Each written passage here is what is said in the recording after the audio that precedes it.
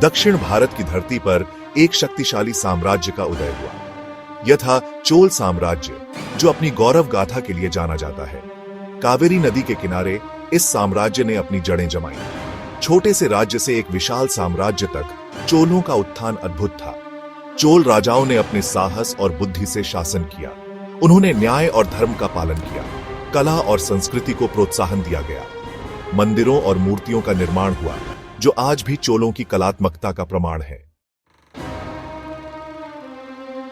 राजा राजराज चोल प्रथम एक महान शासक थे।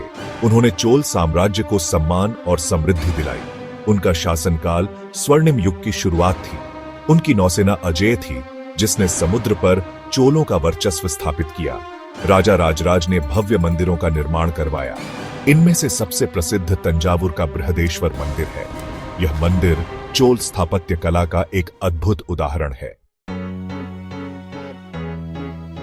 इसी साम्राज्य में अर्जुन नाम का एक युवा योद्धा पैदा हुआ। अर्जुन एक साधारण परिवार से था, लेकिन उसका हौसला बुलंद था। वह बचपन से ही वीर योद्धाओं की कहानियां सुनकर बड़ा हुआ था। अर्जुन का सपना था चोल सेना में शामिल होकर अपने राज्य की सेवा करना। वह कड़ी मेहनत करता और अपने लक्ष्य के लिए खुद को तैयार करता।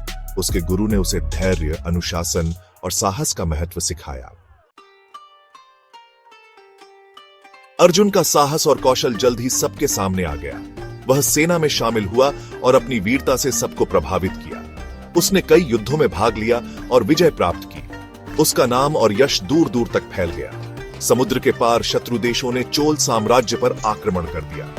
अर्जुन ने अपनी रणनीति और साहस से शत्रुओं को परास्त किया। उसने चोल साम्राज्य की सीमाओं की रक्षा की और अपने राज्य को गौरवान्वित किया। चोल साम्राज्य ने सदियों तक शासन किया। इस दौरान उन्होंने कला, संस्कृति और व्यापार को नई ऊंचाइयों पर पहुंचाया। चोलों की विरासत आज भी हमें प्रेरित करती है। उनकी कहानी हमें संघर्ष, समर्पण और विजय का महत्व सिखाती है। चोल साम्राज्य भले ही इतिहास के पन्नों में सिमट गया, लेकिन उनकी गाथा अमर है।